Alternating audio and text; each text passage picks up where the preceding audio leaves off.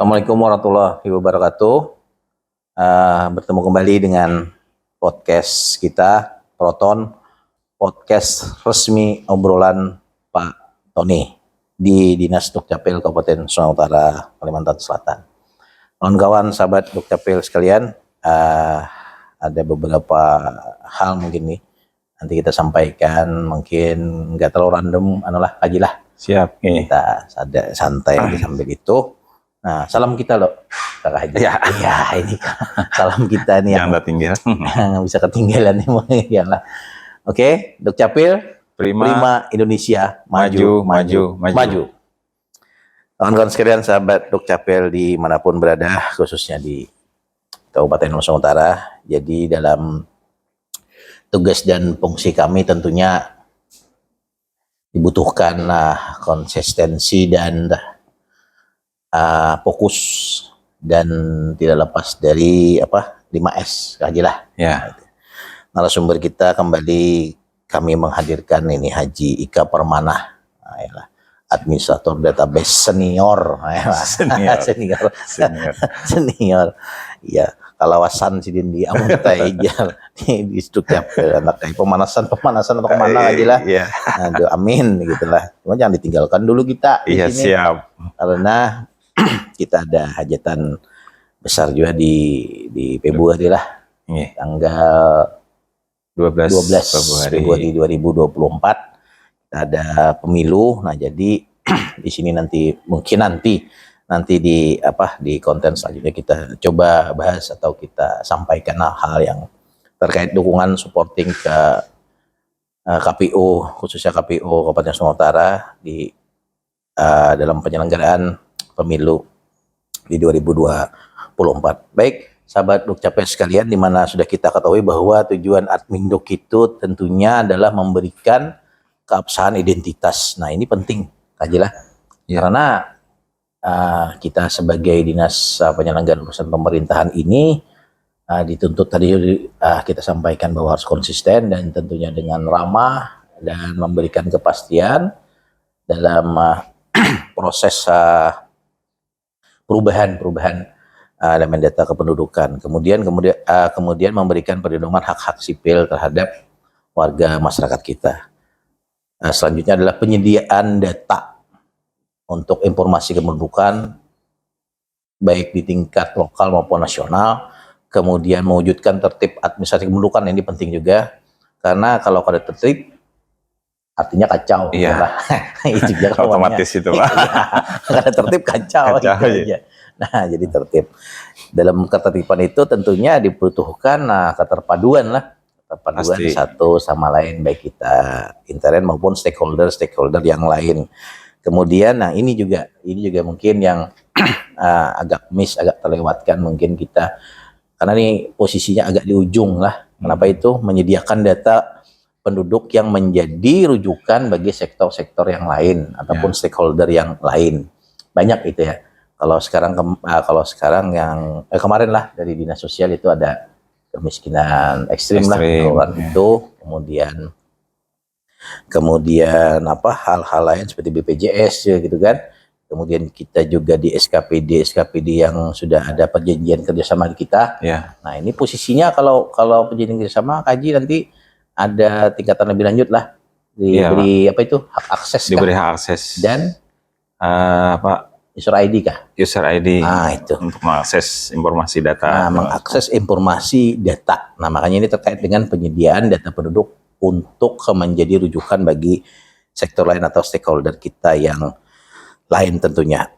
Nah, hal ini tidak terlepas dari kerjasama kita secara kontinu dan tentunya untuk efektif dan efisien. Nah, jadi bisa di dokumen-dokumen kita, khususnya di yang umum lah, kartu keluarga, KTP, yaitu untuk pembuatan rekening bank itu kan, rekening bank ya kalau ada Iya. contohnya lain nah ini mentang-mentang di sini bula rekening bank ya kalau anyar sih bisa rekening bank ya setelah sekian tahun ya ini kan wah ini mengungkap fakta kita kaji lah contohnya lain bang mau SIM bisa Pak Iya, kalau bisa. mau sertifikat tanah nah Boleh. ini, boleh ya kalau Iya. kan paspor NPWP Ya. kemudian ini digunakan oleh menggunakan KTPL itu. Nah, kemudian apa nih manfaat data kependudukan? Tentunya di Undang-Undang 24 tahun 2013 tentang perubahan Undang-Undang 23 2006 yaitu tentang Admin Dukcapil lah. Iya, Pak. Itu bahwa ditegaskan ini untuk pelayanan publik, perencanaan pembangunan seperti disampaikan tadi dan alokasi anggaran ini. Iya. Alokasi anggaran itu. Kemudian pembangunan demokrasi dan penegakan hukum dan pencegahan kriminal karena biasa itulah dari penegak hukum lah biasa Bisa. koordinasi ke kita. Koordinasi sering Pak, koordinasi. Koordinasi kita. Oh kalau sering aja tinggi angka kriminalitas kita kan. Ini data ya kita. Iya. Kalau ya sering karena pian lawas mana di sini. Iya. Nah, Kalau merasa sering. Merasa sering karena yang ditemui Haji Ika, terus Haji Ika itu kan. Kemudian kawan kita, rekan kita di dinas sosial ya biasa itu Pak Aryadi lah. Ya. Bawa ODGJ gitu kan untuk ini ya tentunya seringnya ditemani oleh polisi ya kan. Nah lanjut, nah siapa yang memanfaatkan data kependudukan kita ini? Nah di sini tentunya banyak sih ya kalau mau dianukan, cuma karena ini apa Kaji bisa dijelaskan sedikit lah kaitan pemanfaatan data ini karena mungkin kita secara intern lah kalau secara ekstern mungkin masyarakat kita khusus HSO kan terkait dengan apa yang dirasakan layanan yang dirasakan kemudian apa progres dalam per tahun anggaran yang dilaksanakan oleh SKPD atau UPD perangkat daerah di Hulu Sungai Utara. Jadi pemanfaatan data ini sebenarnya seberapa penting Kaji untuk kita secara teknis mungkin internnya dulu nih. Apakah memang sulit gitu kan atau memang apa kayak itu Kaji? Ya. Jadi ini Pak, pemanfaatan data ini kalau bisa dibilang kalau untuk sekarang ini jadi era-eranya pemanfaatan Pak. Jadi ini era-eranya pemanfaatan. Kalau dulu-dulunya dari awal kita membentuk database, kemudian kita melayani masyarakat, sekarang kita punya data. Jadi sayang loh Pak kalau kada dimanfaatkan data ini.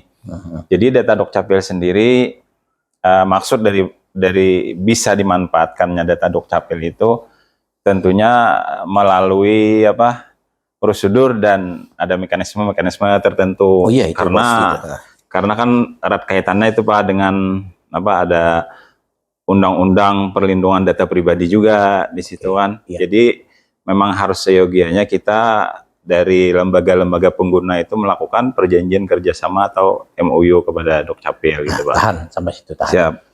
Jadi di kita sampai MOU lah kalau kita bahasnya perjanjian PKS kerjasama kita, lah. ya perjanjian kerjasama.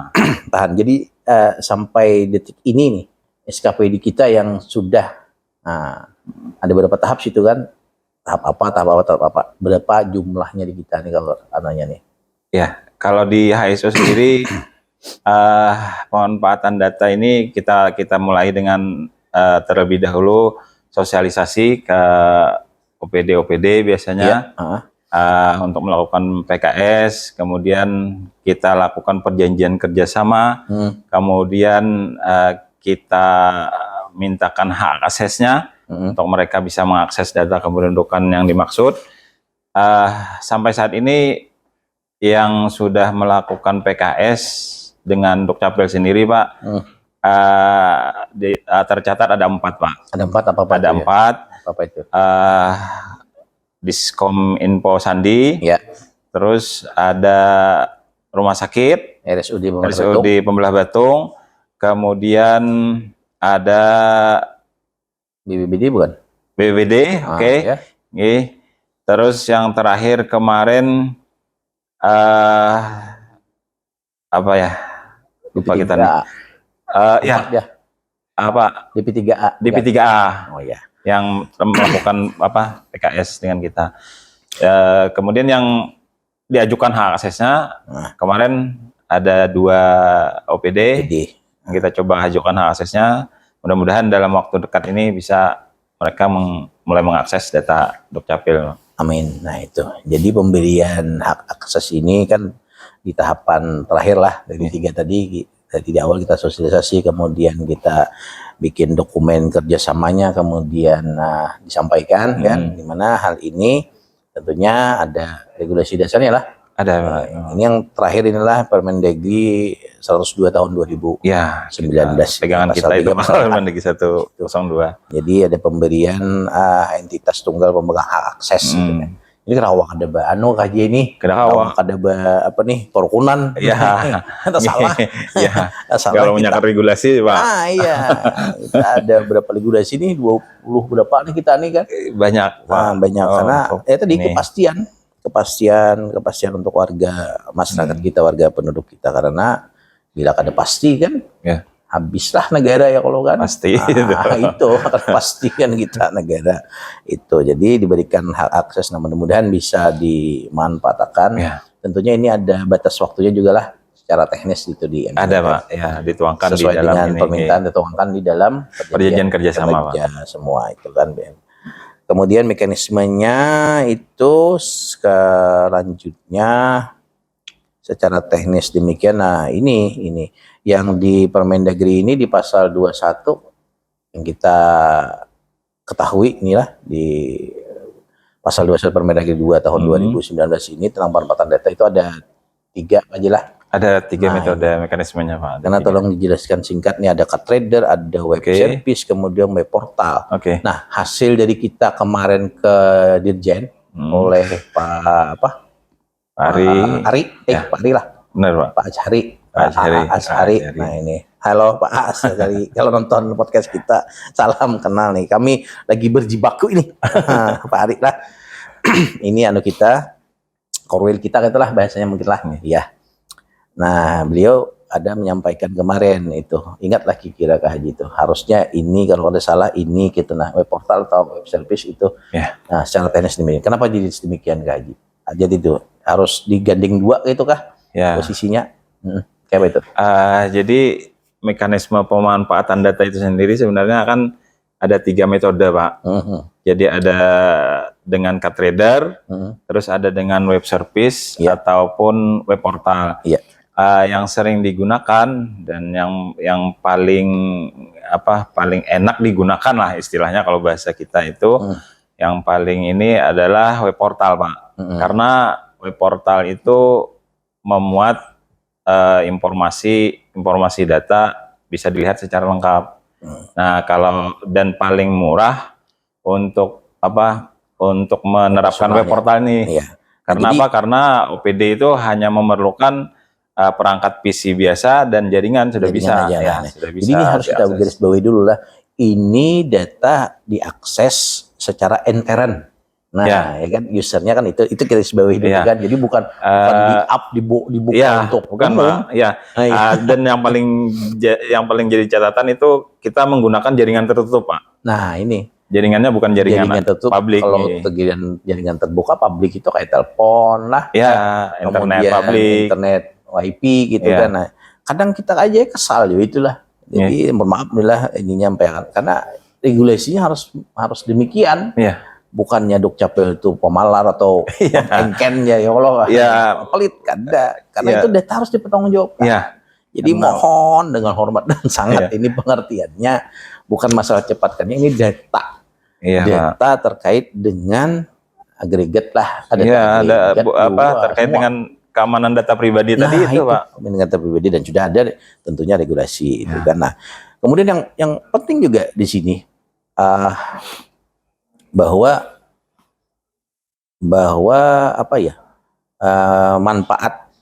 manfaatnya di sini sebelum ke manfaatnya tuh ada pengguna nih aksesnya ini diberikan kepada pengguna lah tentunya ada balikan lah, tapi tahan dulu sebentar nih admin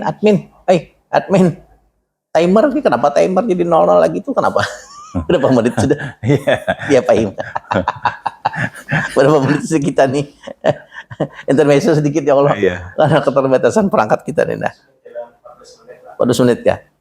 Oke. 14 menit. Ya. Dah. Oke. Ya. Maaf nih lah. Maaf kawan-kawan sahabat duk capek sekalian nih kendala teknis jadi terpapain kita.